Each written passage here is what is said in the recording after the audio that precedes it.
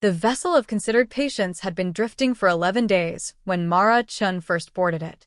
Not drifting the way a ship drifts in movies, slow and graceful, spinning against a backdrop of stars.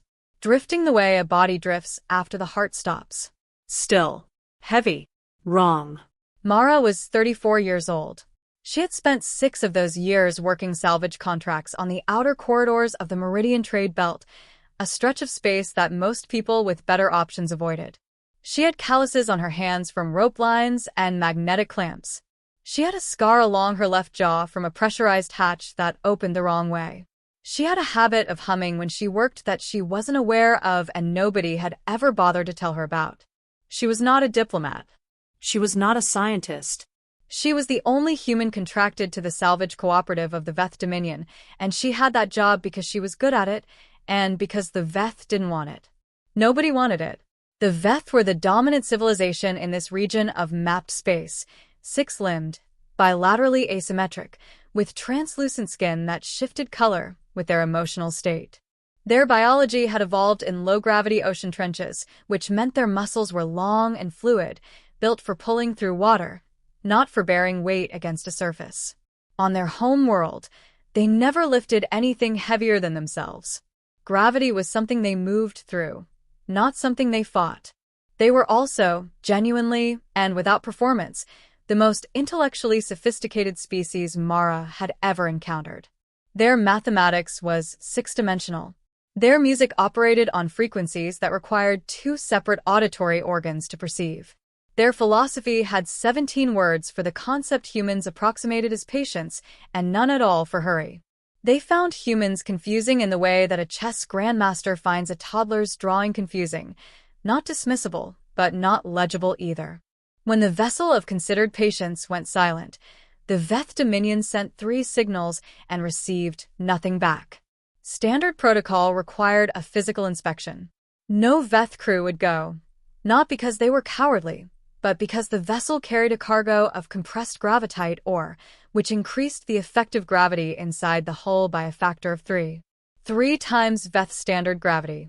Inside that ship, a Veth crew member would be pressed to the floor like wet paper. Their long, fluid limbs were not built for that. Their bodies would not survive it. So they called Mara. She docked her scout pod to the vessel's secondary airlock and ran her initial diagnostics. Life signs. Faint. 11. All clustered in the cargo bay. Hull integrity, intact. Atmosphere, stable but thin. Power, 17% capacity, declining. She suited up, checked her oxygen, and went in. The interior of the vessel of considered patience was unlike any ship Mara had worked before. Veth ships were built around the assumption of fluid movement. Corridors were wide and curved, with handholds running along every surface, ceiling, floor, walls, because in low gravity, direction was philosophical. The floors were soft, almost porous, designed to feel like the ocean floor their ancestors had walked. The lighting was bioluminescent, pulsing gently in rhythms that Mara had learned corresponded to ship status. Green gold for nominal, deep violet for alert. Everything was deep violet now. And everything was heavy. 3 times standard Veth gravity. Mara did the math in her head.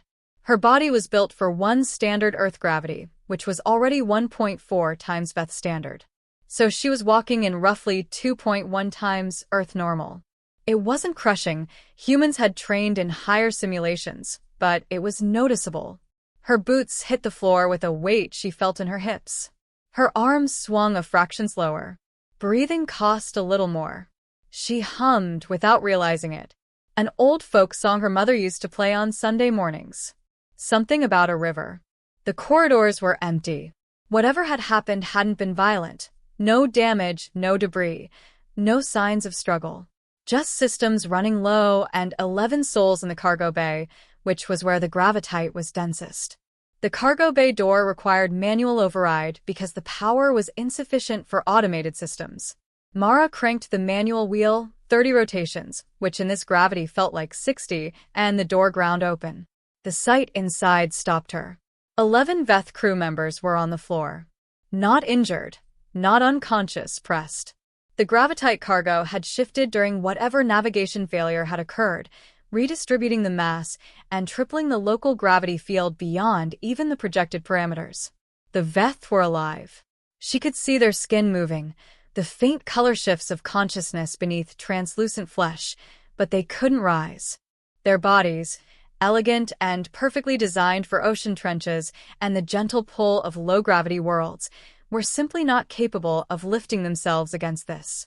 They had been on the floor for 11 days. A Veth near the door, the one with the blue-banded markings across her upper left limb that indicated senior rank, turned her head slowly toward Mara. The movement alone was visibly costly. The color that moved across her skin was one Mara had learned to read, uncertainty mixed with something that was not quite hope, but was reaching toward it. In the Veth lingua franca, which Mara spoke well enough to be understood and poorly enough to occasionally say something philosophically offensive, the Veth said, "You are the creature of dense gravity." It wasn't an insult. It was what they called humans in formal registry. Creatures of dense gravity. Beings shaped by a world that pulled hard. "I am," Mara said. "I'm here to help." The Veth blinked her secondary eyelids, a gesture of exhausted relief, and said something Mara's translator struggled with. It rendered as, "We did not think the help would be shaped like labor." Mara's first priority was medical assessment. She moved through the cargo bay slowly, checking each crew member.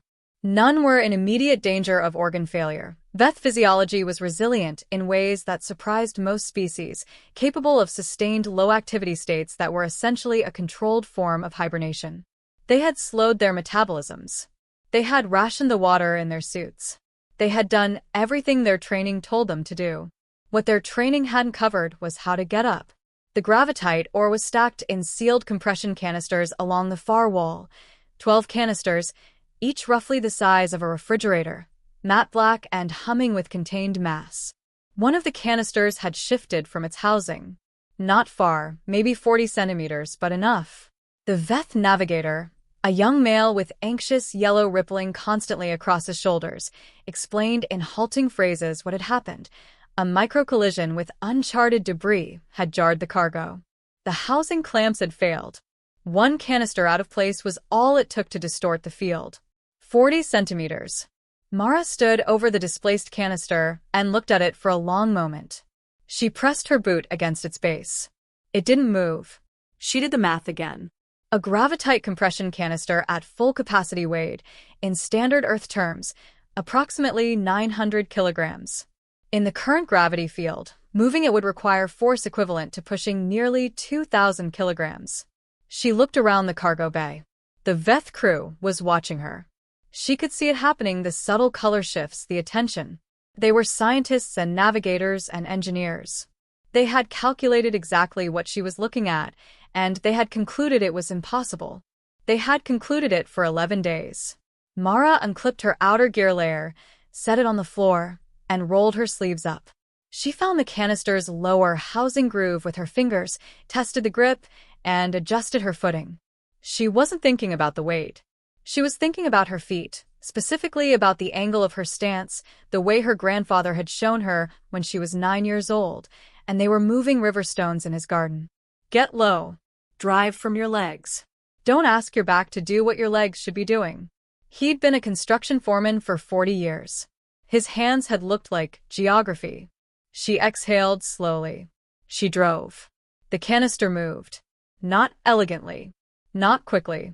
It ground across the floor with a sound like a mountain being politely asked to relocate. Mara's vision blurred at the edges with effort. The muscles in her legs were reporting information she chose not to process in real time. She hummed, the river song, louder now, almost a grunt, and she moved the canister 43 centimeters back into alignment. The housing clamp clicked. The gravity field shifted.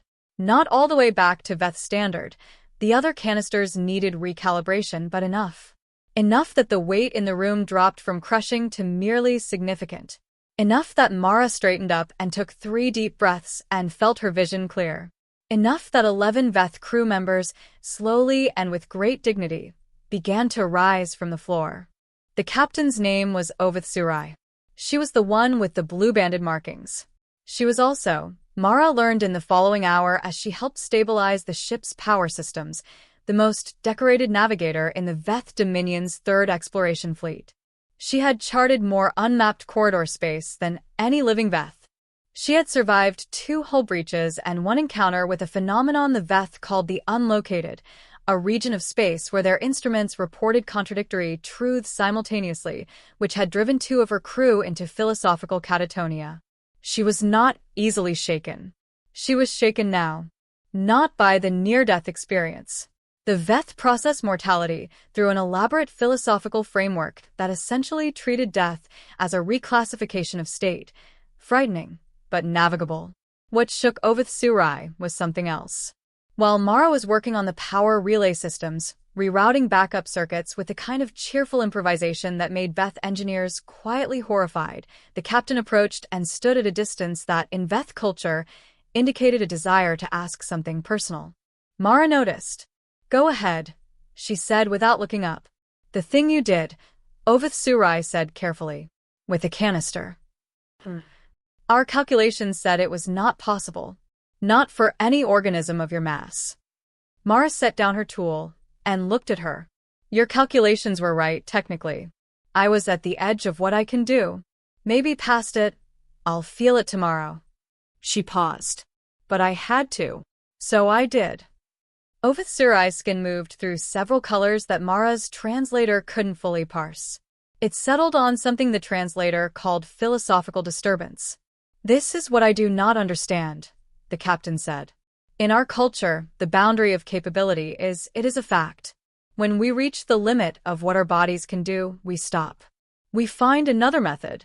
We adapt the problem to our capacity. We do not," she paused, searching. "We do not exceed ourselves." Mara thought about that. "We do it all the time," she said.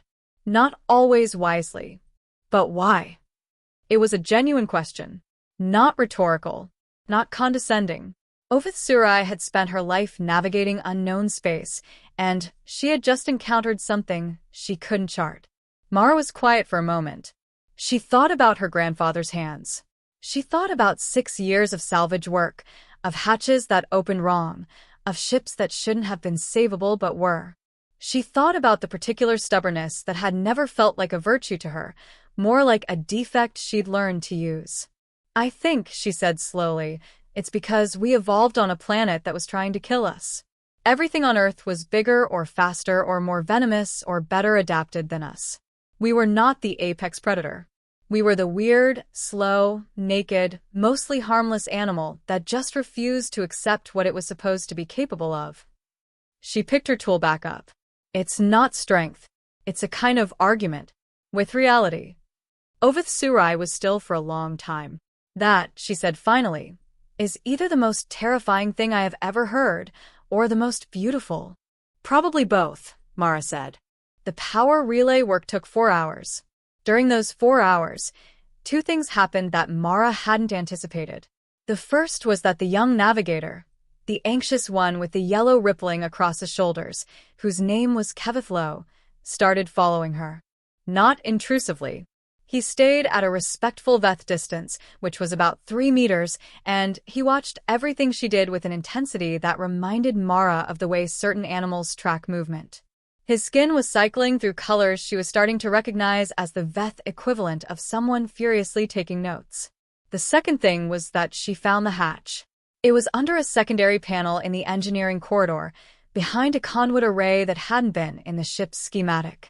The schematic she'd been given was the standard-issue Veth design template, but this vessel, she was realizing, had been significantly modified. The conduit array was non-standard. The hatch it concealed was not part of any registered configuration. She almost left it alone. It wasn't her business. She was here for salvage assessment and crew assistance, not investigation.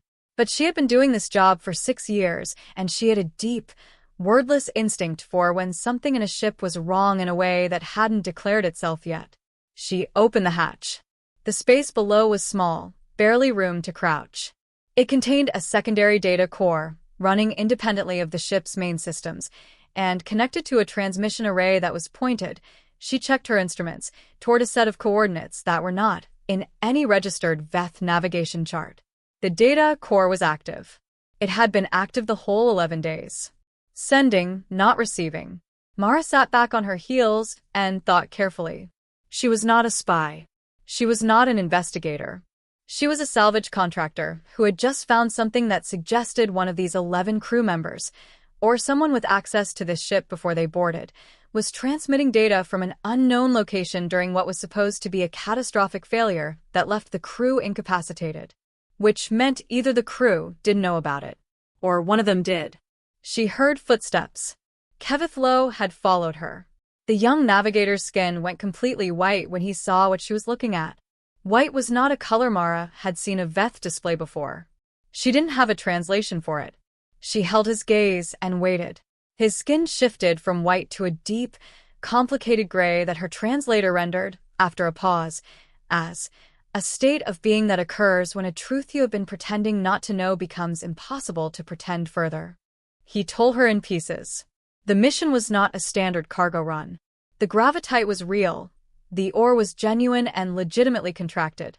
But the vessel of considered patience had been chosen for this route specifically because it passed within transmission range of the coordinates in the hidden array. The coordinates were the location of something the Veth called Sethrivain, a phrase that the translator kept rendering as the unmeasured remainder, which was Veth philosophical terminology for something that exists outside the known system of categorization. Not unknown, not mysterious, specifically uncategorized, which in Veth epistemology was a profoundly different and more disturbing state. 6 months ago, a Veth deep-range probe had detected a signal from those coordinates. The signal was not random noise. It had pattern. It had what the Veth signal analysts called intentional recursion, the mathematical signature of communication. But it wasn't from any registered species. And it wasn't responding to any transmission the Veth sent back. The hidden array on this ship was not sending data to those coordinates. It was collecting. The transmission it was broadcasting was an ultra-low frequency carrier wave, a passive lure, designed to see if the signal would respond to a different kind of contact. Someone in the Veth intelligence apparatus had designed an experiment. They'd placed it on a cargo vessel so that if anything went wrong, it would be deniable. Just a ship. Just ore. Just a malfunction. No one was supposed to know. Not even the captain. Kevith Lowe had found it 3 days into the voyage when he was troubleshooting the navigation anomaly that preceded the debris collision. He'd said nothing because he didn't know what saying something would mean. In Veth culture, information that has no clear protocol for handling is not suppressed, it's suspended. Held in a state of careful non-action until the right framework appears. The debris collision, the shifted canister, 11 days on the floor, he had spent all of it trying to determine what the right framework was. Mara listened to all of this without interrupting. When he finished, she said, "Has the carrier wave gotten a response?" Kevith Lowe's skin did something she couldn't read. He pulled up the hidden data core's log on a small display. The carrier wave had gotten a response. 4 hours ago, approximately when Mara had moved the canister and restored partial power to the ship, something at the coordinates of Sethrivain had begun transmitting back. Mara told Ovith Surai everything. She did it directly and without decoration, which she understood might be considered rude in Veth interpersonal protocol. Veth difficult conversations were typically preceded by an elaborate sequence of contextual framing. Essentially, you spent considerable time preparing someone to receive information before you gave it to them. Mara didn't have the Veth vocabulary for that, and she also felt that the situation was slightly past the point where preamble was appropriate. Ovith Surai listened. Her skin went through extraordinary color shifts that Mara had never seen, layers of hue moving simultaneously, like weather systems overlapping. When Mara finished, the captain was silent for 90 seconds, which in Veth terms was not a long silence, but felt long in the metal quiet of the corridor. "Kevith Lowe," she said finally, without looking at him. "You found this 3 days in." "Yes, Captain." "And you said nothing." "I was suspending," he said. The word in Veth carried layers of meaning Mara couldn't fully access. It wasn't an excuse. It was a precise description of his epistemic state. Ovith Surai turned to look at him then. Her skin had settled into a color Mara's translator called grief adjacent to understanding. "I know," she said quietly. "I know. I would have done the same." She turned back to Mara. "What is your professional recommendation?" Mara blinked. "I'm a salvage contractor." "You are the only person on this vessel who has, in the last 11 days, demonstrated the capacity to do something that their prior assessment of reality said they could not do." Ovith Surai's skin shifted. "That makes your perspective valuable." Mara was quiet for a moment. "The response signal," she said. "Someone should look at it. It may be dangerous." "Everything unmapped is dangerous." "That's not a reason." "Our intelligence apparatus used this crew as unknowing instruments of an experiment." "Yes. That is..." Ovith Surai stopped. Her skin moved through something dark. "In our culture, using people as instruments without their understanding it is one of our most significant ethical violations. It is what we call treating the infinite as a tool. Because each person contains a complete universe of perspective. To use them without consent is to pretend their universe does not exist." "I understand that," Mara said. "And what was done to your crew was wrong. But the signal is still there. And whoever or whatever is sending it didn't know about any of this. They just responded to contact." The corridor was very quiet. "What would you do?" Ovith Surai asked. "I'd answer," Mara said. Carefully. "But I'd answer." They answered. Ovith Surai made the decision as captain.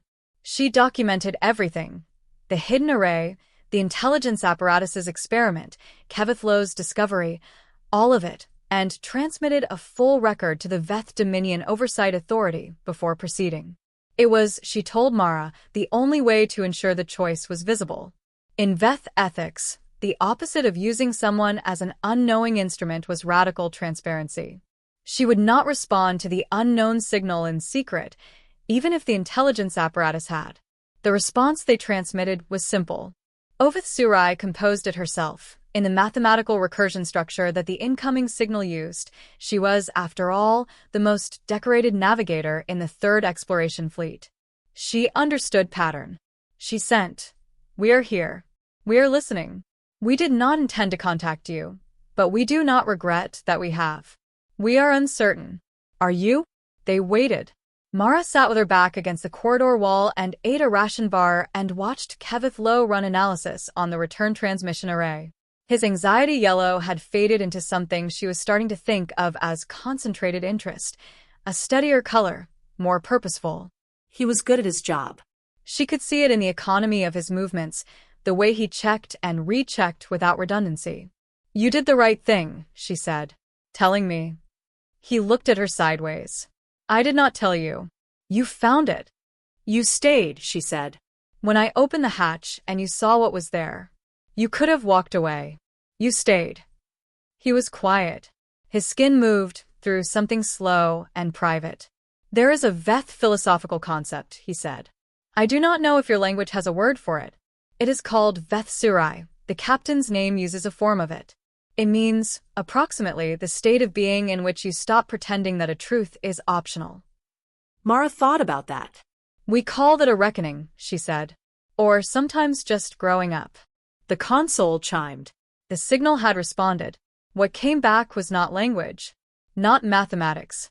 It was something that Mara's instruments and Kevith Lowe's instruments and Ovith Surai's instruments all registered differently, as if it was calibrating itself to each observer simultaneously. To Mara's sensors it appeared as pressure variations. To the Veth instruments it appeared as color frequency patterns. But all 3 readings analyzed carried the same core structure. The answer was yes. We are uncertain too. That is why we have been transmitting. We have been trying to determine if anyone else in this region of space has ever stood at the edge of what they understand and stayed there anyway, looking out instead of turning back. The vessel of considered patience returned to the nearest Veth station under its own power, slowly, with 17% capacity, but moving. Mara filed her salvage report. She listed the displaced canister, the power relay rerouting, the life signs stabilized. She listed the hidden array in a separate addendum and noted that the captain had already self-reported to oversight. She wrote it all in the flat, precise language of salvage documentation, which she'd gotten good at over 6 years. She did not write about the signal. That wasn't hers to document. It belonged to whoever was going to have to figure out what came next, and she suspected that was going to be a very long, very complicated conversation among people with many more credentials and much more political weight than a salvage contractor from the outer corridors. Ovith Surai came to see her off at the docking bay. The Dominion will be sending a full diplomatic and scientific team to the coordinates, she said. The Oversight Authority has classified the intelligence apparatus's experiment as an ethical violation under our 7th Accord. There will be consequences. A pause. I have been asked to lead the initial contact mission. Given that I have already, as you say, answered. Are you going to? Mara asked. Yes. Her skin was a calm, deep color Mara had started to think of as conviction. I have stood at the edge of what I understand. It seems wasteful to turn back. Mara smiled. Good. I would like to request, Ovith Surai said carefully, that you be contracted as part of the support team. Your specific competencies seem relevant to the unknown. Mara raised an eyebrow. I'm a salvage contractor. You moved something that could not be moved, the captain said. And when you found a truth that was none of your business, you brought it to the person who needed it instead of filing it away. These are not small things. Her skin shifted, the color that reached toward something not quite hope but moving in that direction. The universe is heavy sometimes. It helps to have someone on the team who knows how to argue with it. Mara was quiet for a moment. She thought about a riverbank and her grandfather's hands and 43 centimeters and 11 people slowly rising from a floor. She thought about a signal that had been transmitting into silence for an unknown span of time, asking whether anyone else had ever stood at the edge and stayed. She thought that she had spent 6 years working salvage because she was good at it and because she didn't know what else to do, and that those were not actually the same reason. That somewhere in the last 48 hours those two reasons had separated from each other, and she could see the space between them now, and it was shaped like a question she hadn't thought to ask herself. I'll need better pay, she said. Ovith Surai's skin rippled, a color Mara had never seen before. The translator took a long moment and then rendered it, uncertainly, as the specific amusement that occurs when the universe turns out to be more practical than expected. Agreed, said the captain. Mara picked up her kit, slung it over her shoulder, and walked back toward her scout pod, humming, without knowing it, a song about a river that keeps moving no matter how many stones are in its way.